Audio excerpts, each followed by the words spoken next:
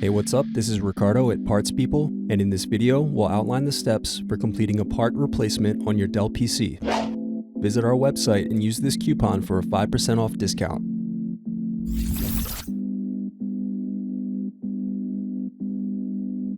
First, slide over tabs and remove battery. Then unscrew and remove access door. Now remove bottom base screws.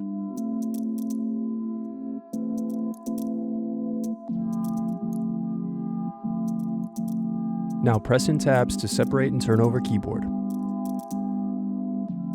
Then disconnect and remove keyboard.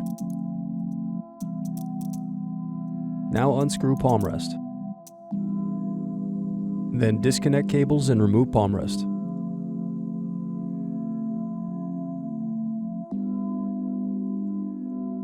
Then disconnect and remove DC jack.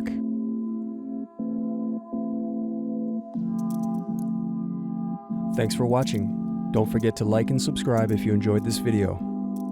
And if you need more, check out this playlist to watch other tutorials for your laptop.